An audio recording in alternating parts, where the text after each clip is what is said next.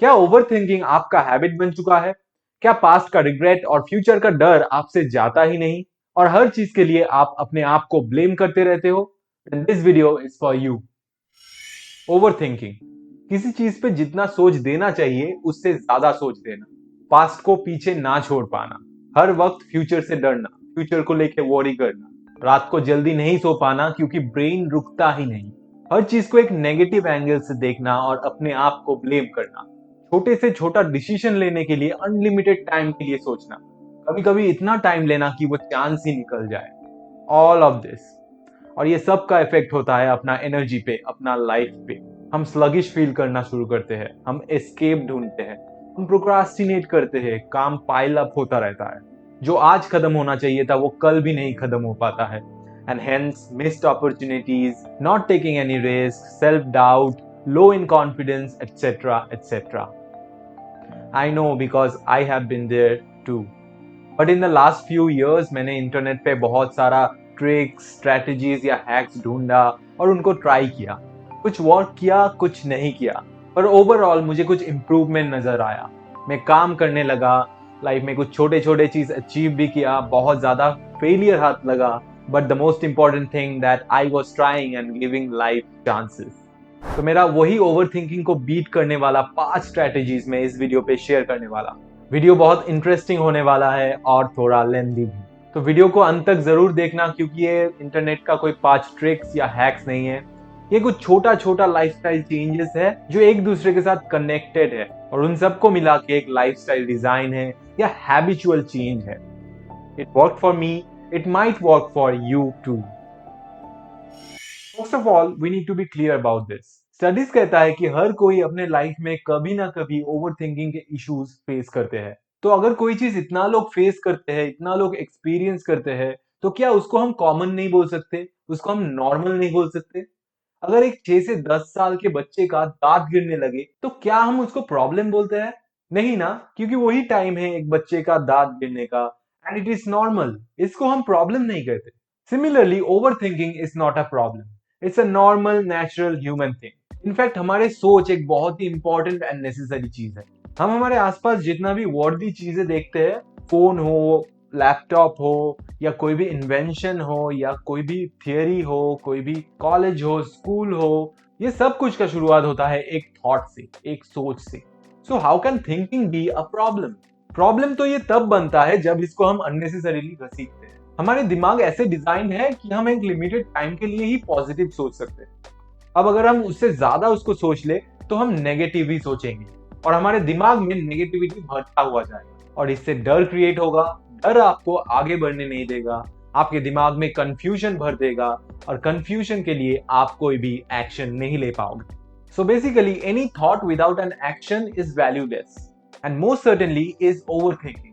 अब ये overthinking actually क्यों होता है? ओवरथिंकिंग के पीछे तो बहुत सारे रीजन हो सकता है, पर एक चीज में बहुत ज्यादा बिलीव करता हूं कि वी ओवरथिंक व्हेन वी अंडरडू। हमें जिस दिन बहुत काम करना होता है, बहुत थके हुए होते हैं, बिस्तर पे जाते ही हम बहुत जल्द सो जाते हैं, कुछ सोचने के लिए एनर्जी ही नहीं बचता। पर जिस दिन हमारे अंदर बहुत एक्सेस एनर्जी बचा रहता है, उस दिन हम बिस्तर पे आके भी सो नहीं पाते क्योंकि हमारा दिमाग बंद ही नहीं होता। वो ओवर थिंकिंग करता ही जाता है, करता ही जाता है, क्योंकि वो एक्स्ट्रा एनर्जी कहीं तो जाएगा, right? Now at the other hand, जब हम दिन के शुरुआत पे या बीच पे ओवर थिंक करते हैं तब वो हमारा बहुत ज्यादा एनर्जी ड्रेन कर देता है। हम एग्जॉस्टेड फील करने लगते हैं, कोई काम नहीं कर पाते, हम एस्केप ढूंढते रहते हैं और प्रोक्रास्टिनेट करते रहते हैं। तो इसीलिए हमारे डेली लाइफ में एक लूप सा बन जाता है कि ओवर थिंकिंग करते हैं इसलिए एनर्जी ड्रेन होता है और हम कोई काम नहीं कर पाते, कोई काम नहीं कर पाते इसलिए बहुत एक्सेस एनर्जी रहता है और वो ओवर थिंक करने का और भी मौका देता है। अब इस लूप को ब्रेक करने का एक ही रास्ता होता है, जो है टेकिंग एक्शंस, अपने एनर्जी को सही तरीके से यूज करना। क्योंकि now we know without action a thought is valueless. Now what do I mean by action? जब हम कोई एक चीज को लेके बहुत टाइम से ओवरथिंक करते रहते हैं तो वो ओवरथिंकिंग एक्चुअली प्रॉब्लम नहीं होता है, वो एक प्रॉब्लम का साइड इफेक्ट होता है। तो हमें ओवरथिंकिंग को ब्लेम ना करके उस प्रॉब्लम को ढूंढना चाहिए और उसका कोई सोल्यूशन निकालने का कोशिश करना चाहिए। नाउ कोई प्रॉब्लम कैसे सॉल्व होता है? एक्शन से, राइट? अगर हमारे पास जॉब ना हो, हम अनएम्प्लॉयड है, तो हम क्या करते हैं? नेचुरली हम सैड होते हैं, ओवर थिंक करते हैं कि हर किसी को जॉब मिलता है, मेरे पास कोई स्किल नहीं है जॉब करने जैसा, मुझे कभी जॉब नहीं मिलेगा, एटसेट्रा एटसेट्रा। इंस्टेड हम वो एनर्जी को अपना कोई स्किल डेवलपमेंट पे दे सकते हैं। हम बहुत सारे जगहों पे अपना सीवी भेज सकते हैं, हम बहुत सारे इंटरव्यूज दे सकते हैं, और ऐसे ही एक्शन से एक्चुअली जॉब मिलता है, एक्चुअली कोई प्रॉब्लम सॉल्व होता है। और प्रॉब्लम सॉल्व हो जाएगा तो उसका साइड इफेक्ट ओवर थिंकिंग भी नहीं रहेगा। सिमिलरली अगर हम कोई इंसान को पसंद करते हैं तो उसको स्टॉक ना करके, ऐसा ना सोच के कि वो हमें कभी पसंद नहीं करेगा, या दिमाग में कोई परम्यूटेशन, कॉम्बिनेशन, पॉसिबिलिटी, ये सब ना सोच के हम एक्चुअली एक्शन ले सकते हैं। हम उसको बता सकते हैं हमारे फीलिंग्स के बारे में, हम ओपन अप कर सकते हैं। इससे कंफ्यूजन दूर होगा, एटलीस्ट हम श्योर हो जाएंगे कि वो पर्सन हमें भी पसंद करते हैं या नहीं। और ब्रेन को ये श्योरिटी बहुत पसंद है। ये सिर्फ एक एग्जाम्पल था, पर सबके साथ ये थियरी अप्लाई होता है। पापा नहीं मान रहे, बॉस नहीं मान रहा, क्लाइंट्स नहीं समझ रहे, do the same thing, communicate, take action. और यही है हमारा पहला strategy, take action to break the cycle of overthinking. ये तो गया जिन थॉट्स के ऊपर हमारा कंट्रोल है, पर जिन थॉट्स के ऊपर हमारा कोई कंट्रोल नहीं है, what about them? Specially the thoughts regarding दूसरे लोगों का एक्शंस या दूसरे लोगों का हमारे साथ बिहेवियर। मेरे पापा मुझे नहीं समझते हैं, मेरे कोलिग्स मेरे पीठ पीछे बैक बिचिंग करते हैं, क्या मेरा पार्टनर मुझे छोड़ के जाने वाला है, वो मेरे साथ ऐसा क्यों किया, क्या उसका कोई हिडन एजेंडा था? लेट्स फेस इट, ये सारी चीजों में हमारा एक्चुअली कोई कंट्रोल है ही नहीं। हम कोई पॉसिबल एक्शन भी नहीं ले सकते। Now let me remind you one thing, a thought without an action is valueless. ऐसे थॉट से डील करना और भी मुश्किल होता है। We know we should let it go, but उतना आसान नहीं होता। Let me tell you my strategy. ऐसा एक समय था जब ऐसा कुछ कॉन्स्टेंट थॉट मुझे भी परेशान करता था, जिसके ऊपर मेरा कोई कंट्रोल तो था नहीं, और उसको जाने देना भी बहुत मुश्किल होता था। मुझे पता था कि ऐसी सोच एंडलेस है, और इसको सोच के मैं कुछ उखाड़ भी नहीं सकता। तब मैंने डिसाइड किया कि जब भी मेरे अंदर ऐसा सोच आएगा, तब मैं वो एनर्जी को कोई दूसरी जगह लगाऊंगा। तो ऐसे ही मैं इंटरनेट पे ब्लॉग्स पढ़ना शुरू किया कि how to look good, how to take care of your skin, और वो सब एक्चुअली में फॉलो करने लगा। And it actually worked. मेरा वो सब बेकार के सोच जैसे वैनिश हो जाता था, और मैं एक्चुअली पॉजिटिव फील करने लगता था। ऑनेस्टली मैं आपको ये सब बताने में बिल्कुल भी शर्मिंदा नहीं, क्योंकि वही अपने आप को ख्याल रखने का जो हैबिट है, that stuck by me till today, and it made me at least 1% better, 1% confident. Actually तब मैं ये सब अनजाने में किया था, पर बाद में मुझे पता चला कि that's actually a thing called thought replacement. तो मैंने सोचा क्यों ना उसको ही एक स्ट्रैटेजी की तरह यूज किया जाए। तो strategy number 2 is thought replacement. The crazy thing about thoughts is कि आप चाहो भी तो उसको बंद नहीं कर सकते, और अगर बंद करने का बहुत ज्यादा कोशिश करो तो वो और भी डीप होता जाता है। फॉर एग्जाम्पल, अगर मैं आपको अभी कहूं कि don't think about a pink elephant, तो आप अभी किस चीज के बारे में सोच रहे हो? Pink elephant, right? So yeah, you can not stop thinking about pink elephant right now. पर मैं अभी आपको अगर बोलूं कि इमेजिन अबाउट अ टॉर्टॉइज जो अभी खड़ा होके अरिजीत सिंह के कोई रोमांटिक नंबर पे डांस कर रहा है, और उसके मुंह पे एक रोज है, तो what you are thinking about right now? That's right, हम एक थॉट को बंद तो नहीं कर सकते, पर हम उसको रिप्लेस जरूर कर सकते हैं, and that's a good thing about it.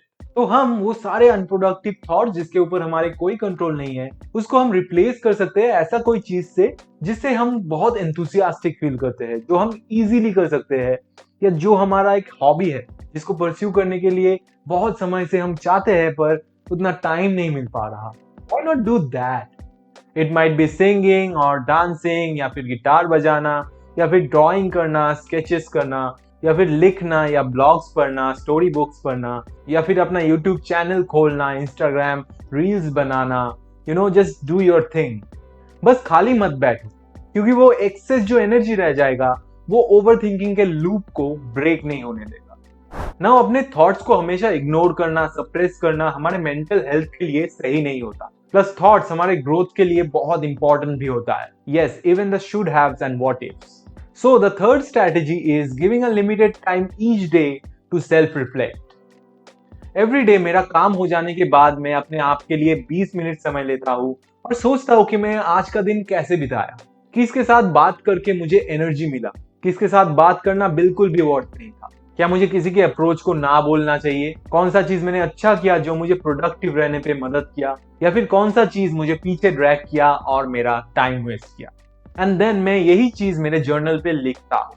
ये मुझे एक बहुत ही अलग किस्म का सेटिस्फैक्शन देता है, as if I have taken care of everything. Semester exam होने के बाद जो खुशियां मिलता है ना, लगता है कि I am free, as if मेरे सारे थॉट्स को वैलिडेशन मिल गया, वैसा फीलिंग। और उसके बाद मैं नेक्स्ट डे के लिए एक टू डू लिस्ट भी बनाता हूँ, ताकि कल मेरा एनर्जी सही जगह पे चैनलाइज हो पाए। और एक चीज मैं करता हूँ कि in the middle of the day अगर मेरे दिमाग में कोई आइडिया आया, या मेरे दिमाग में कोई थॉट आया, या कोई कुछ मुझे बोला, तो I don't let it रूइन my day. मैं उसको कहीं लिख के रखता हूँ और अपने काम हो जाने के बाद फिर से एक लिमिटेड टाइम देता हूँ टू थिंक अबाउट दैट। अब वो अगर एक वैल्यूएबल आइडिया हो तो मैं उसको एक्शन पे ब्रेक डाउन करता हूँ और उसको मेरा जर्नल पे लिखता हूँ। अगर कोई थॉट है जिसका कोई पॉसिबल एक्शन होता है तो मैं वो एक्शन लेने का कोशिश करता हूँ। और अगर ऐसा थॉट है जिसका कोई एक्शन नहीं हो सकता, जिसपे मेरा कोई कंट्रोल नहीं है, तो मैं अपने आप को एक क्लोजर दे देता हूँ, ताकि मैं उसको जाने दे सकूं। ऑब्वियसली एक थॉट को ज्यादा टाइम देने से उसका सोल्यूशन बेटर नहीं होता है, बिकॉज वी नो कि ज्यादा टाइम देने से नेगेटिव थॉट्स हमारे दिमाग में आता रहता है और उसको गलत डायरेक्शन पे लेके जाता है। अब बहुत सारे लोग बताते हैं कि उनका थॉट शुरू ही होता है नेगेटिविटी से। एक्चुअली ये हैबिट बन जाता है, थॉट का एक पैटर्न बन जाता है, and this can be changed too. इसके लिए आप रोज सुबह उठ के अपने बिस्तर पे ही 5 ऐसा चीज बोलने की कोशिश करो जिससे आप थैंकफुल हो। It can be that your parents are at good health, it can be that you are doing financially good, it can be that you are alive, anything and everything. और एक जर्नल बनाइए जहां पे at the end of the day आप 2 ऐसी चीजें लिखोगे जो आपके साथ अच्छा हुआ, आपके साथ कुछ पॉजिटिव हुआ, एंड जिसके लिए आप थैंकफुल भी हो। ऑब्वियसली हर दिन 2 अच्छा चीजें ढूंढना is not a matter of joke, and that is the point behind it. क्योंकि ये प्रैक्टिस आपको हर सिचुएशन से पॉजिटिव चीजें निकालने का एक हैबिट बनाएगा। Coming back to the limited time thing, अब मेरे लिए वो हैबिट बन चुका है कि मैं उस थॉट को लिख के रखूं और बाद में सोचूं, पर ये बाकी लोगों के लिए पॉसिबल ना भी हो सकता है। तो make it even more simple. आप आपके पॉकेट से फोन निकालो, एक 30 मिनट्स का टाइमर सेट करो और उसके बारे में सोचो। उसका जो भी कंक्लूजन आए नोट इट डाउन, ताकि आप उस थॉट पे फिर से वापस ना जा पाओ और वो वैलिडेशन भी आपको मिल जाए। इस टेक्निक को ब्रेन डंप बोलते हैं। जैसे अगर कचरे के डिब्बा कचरे से भर जाए तो हम उसको लेके जाके डस्टबिन में डंप कर देते हैं। सिमिलरली हमारे ब्रेन पे भी ऐसे थॉट्स या कचरा भर जाए तो हम उसको लेके एक पीस ऑफ पेपर पे डंप कर सकते हैं, and this technique works every time. So हमारा थर्ड स्ट्रेटेजी को थोड़ा सा एडिट करते हैं। Give yourself limited time each day to self reflect and note down the conclusions. Now do you realise कि जो जो चीजों को लेके हम ओवरथिंक करते हैं वो आइदर पास्ट पे हुआ कोई इंसिडेंट होता है, या पास्ट का कोई रिग्रेट होता है, या फिर फ्यूचर का फियर होता है। उसने मेरे साथ ऐसा क्यों किया? क्या मुझे कभी भी मेरा एक पसंदीदा कंपेनियन नहीं मिलेगा? अगर मैं होल सेमेस्टर कुछ पढ़ लेता तो आज ये दिन देखना नहीं पड़ता। अब कुछ भी हो जाए नेक्स्ट सेमेस्टर से मैं जरूर पढ़ूंगा, शायद वो मुझे पसंद नहीं करेगा, मैं एक अच्छा हस्बैंड या वाइफ या बाप बन पाऊंगा ना, एटसेट्रा एटसेट्रा। जिस चीज का कोई एग्जिस्टेंस ही नहीं है, पास्ट और फ्यूचर, आप वहां पे प्रेजेंट रहोगे, और जिस चीज का एग्जिस्टेंस है यानी कि प्रेजेंट, आप वहां पे ही एब्सेंट रहोगे। तो इस अप्रोच से क्या कुछ अच्छा चीज आ सकता है? I don't think so. We all know कि नो अमाउंट ऑफ थिंकिंग और regret can change the past, और आज हम जो चीज करेंगे वही बनाएगा हमारे फ्यूचर को। फिर भी प्रेजेंट पे रहना और अपने आज पे कंसेंट्रेट करने पे बहुत ज्यादा लोग स्ट्रगल करते हैं। तो हमें ऐसे सोचना चाहिए कि ये एक नेचुरल टेंडेंसी है, और क्योंकि हम बहुत दिनों से ऐसे ही सोचते आ रहे हैं तो ये हमारा एक हैबिट बन चुका है। But the good news is इस हैबिट को भी बदला जा सकता है, वो भी अपने लाइफ पे एक छोटा सा कॉन्शियस चेंज करके। वो है दिन में आप जितना भी छोटे से छोटा काम करते हो उन सब को माइंडफुली करना, मतलब प्रेजेंट पे रह के सिर्फ उस काम को ही फोकस करके काम करना। दैट मीन्स कभी भी मल्टीटास्किंग ना करना। खाना खाते वक्त खाने के बारे में सोचना, खाने पे ही कंसेंट्रेट करना। No phones, no television, no calling, nothing else. किसी से बात करते वक्त नो इंटरप्शंस, नो दूसरा कुछ सोचना, no phones. Pay full attention to the person. At the same time text करते वक्त एक टाइम पे कोई एक कन्वर्सेशन पे अपना कंसेंट्रेशन देना। You can keep them short but no interruption. ऐसे ही दिन पे जो जो छोटे से छोटा काम करते हैं उसको अच्छे से सोच के करना, मतलब माइंडफुली करना। कोई भी टाइम पे हमारे आसपास जो भी चीजें होता है या इंसान होता है उन पे कंसेंट्रेट करना मतलब प्रेजेंट पे कंसेंट्रेट करना। ऐसे ही अगर हर काम हम माइंडफुली कर पाए और एक अच्छा ऑब्जर्वर बन पाए तो ओवर द टाइम धीरे धीरे हम प्रेजेंट पे रहना भी सीख जाएंगे और वो भी हमारा एक हैबिट बन जाएगा। तो अब हमारा फोर्थ स्ट्रैटेजी है practicing mindfulness and being in present. और एक चीज आप नोटिस कर सकते हो कि जो जो चीजों को लेके हम ओवरथिंक करते हैं वो डायरेक्टली या इनडायरेक्टली हमसे रिलेटेड होते हैं। शायद मैं बोरिंग हूँ, शायद मेरा कंटेंट खराब है, मैं जिसको भी अपना अच्छा दोस्त मानता हूँ वही मेरे साथ कुछ खराब करता है, शायद मेरा नाक थोड़ा सा टेढ़ा है, शायद मेरा लेफ्ट प्रोफाइल बहुत खराब है, मेरा हेयरलाइन बहुत खराब है, etcetera etcetera. I can bet कि जो जो टॉपिक को लेके आप पॉसिबली ओवरथिंक करते हो सम वे और दी अदर अपने आप से कनेक्टेड होता है, अपने आप के बारे में होता है। हाँ, हम global warming, world peace, world hunger इन सब के बारे में सोचते तो है, पर क्या इन सब के बारे में कभी ओवरथिंक करते हैं? Because it's not selfish. जब हम सनराइज देखते हैं, जब हम बच्चों के साथ खेलते हैं, जब हम हमारे लव्ड वन के साथ स्पेशल मोमेंट बिताते हैं, क्या हम कभी भी उस समय ओवर थिंकिंग करते हैं? नहीं ना। पर क्यों? क्योंकि उस सनराइज का ब्यूटी, उस बच्चे का या हमारे लव्ड वन का हंसी हमें अपने आप के बारे में भुला देता है। और जहां पे आई मी और माई सेल्फ वाला थियरी नहीं रहता, वहां पे ओवर थिंकिंग का भी कोई ट्रेस नहीं रहता। Do you get my point? तो नेक्स्ट टाइम जब भी कोई चीज को लेके आप ओवरथिंक करोगे तो 1 मिनट के लिए उस चीज को अपने पॉइंट ऑफ व्यू से ना देख के किसी दूसरे पॉइंट ऑफ व्यू या किसी दूसरे पर्सपेक्टिव से देखिए। It will definitely help you and solve countless problems. Under confidence, self doubt, negative thinking, warring, etcetera etcetera. For example, I love playing cricket. तो जब भी मैं कोई टफ मैच खेलता हूँ तब कभी कभी मैं बहुत सेल्फ कॉन्शियस हो जाता हूँ कि कहीं ऐसा ना हो कि मेरे लिए टीम हार जाए, कहीं ऐसा ना हो कि मेरे तरफ बॉल आए और मैं कैच ना पकड़ पाऊं। And when ever this happens मैं बहुत बुरा परफॉर्म करता हूँ। एंड आई एम श्योर कि सबके साथ ये होता है। तो उस टाइम पे I try to get a different perspective कि it's not about me, it's about the team and it's about enjoying the game and trying to win every time. और ऐसा पर्सपेक्टिव मुझे मदद करता है अपने आप को भुलाने के लिए और बहुत ही अच्छा परफॉर्म करने के लिए। सिमिलरली जब हम कोई इंटरव्यू देने जाते हैं तब हम नर्वस फील करते हैं क्योंकि हम हमारे पॉइंट ऑफ व्यू से सोच रहे होते हैं। व्हाट इफ रिक्रूटर को मुझे पसंद नहीं आया, व्हाट इफ मैं फंबल कर जाऊं बातें करते वक्त, एटसेट्रा एटसेट्रा। पर उस टाइम अगर आप ऐसे एक पर्सपेक्टिव देख पाओ कि ये दुनिया का लास्ट कंपनी नहीं है और ये इंटरव्यू पे मैं सिलेक्ट नहीं हुआ तो it's not and of the world. दुनिया पे और भी बहुत सारी कंपनी है जहां पे मैं अप्लाई कर सकता हूँ और मुझे मेरा पसंदीदा जॉब मिल सकता है। तो इस पॉइंट ऑफ व्यू से सोचने से आपको नर्वसनेस भी बहुत कम होगा और आप 10 टाइम्स ज्यादा अच्छा परफॉर्म कर पाएंगे।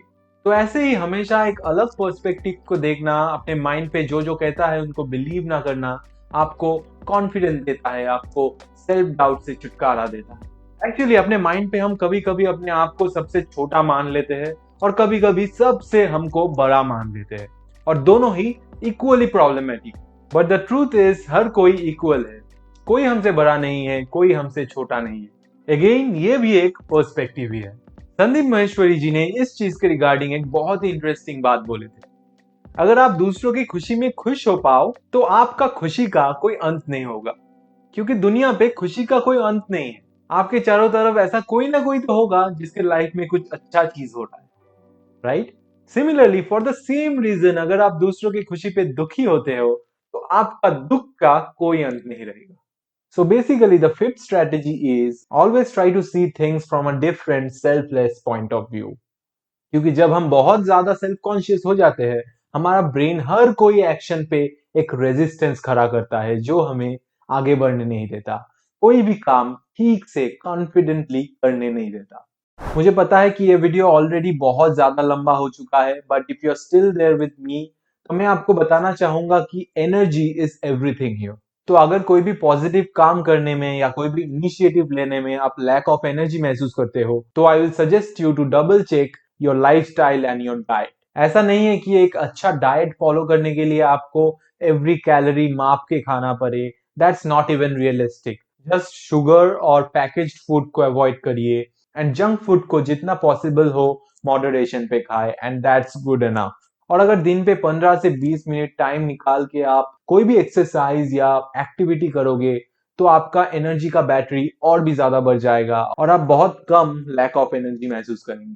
मेंटल हेल्थ काउंसलर, साइकियाट्रिस्ट हमेशा बताते हैं कि 70% of the mental health issues solve हो जाता है अगर कोई उसका डाइट या लाइफस्टाइल ठीक करे। On this note I am ending this video. मैंने अपने रियल लाइफ पे ओवर थिंकिंग को लेके जो जो प्रॉब्लम फेस किया और मैंने कैसे उसको ओवरकम किया वो आपको शेयर किया। आई होप ये आपको मदद करेगा। एट द सेम टाइम मैं आपको बताना चाहूंगा कि it took me 3 years to make this video. It took me 3 years to know enough about over thinking and ये सब चीजों के बारे में। और it took me 3 years to finally say कि मैं ओवर थिंकिंग को थोड़ा बहुत बीट कर चुका हूँ। It will take time, give yourself that time and I am sure कि आप आपका वो स्वीट स्पॉट बहुत जल्दी फाइंड कर पाएंगे। फिलहाल अगर आप ऐसे किसी को जानते हो जिसको ये वीडियो देखना चाहिए, आप उसको ये वीडियो शेयर जरूर करना और इस वीडियो को लाइक जरूर करना, क्योंकि एल्गोरिदम वैसे ही इस वीडियो को और भी ज्यादा नीडी इंसानों के पास भेज सकता है। एट द सेम टाइम अगर आपको कोई क्वेश्चन है तो आप कमेंट्स पे कर सकते हो। और अगर ऐसे और भी personal development, mental health issues या सेल्फ इंप्रूवमेंट वाला कंटेंट देखना चाहते हो तो ग्रोन अप टेल्स को सब्सक्राइब कर दो। फिलहाल आई गॉटा गो। मिलते हैं अगले वीडियो पर।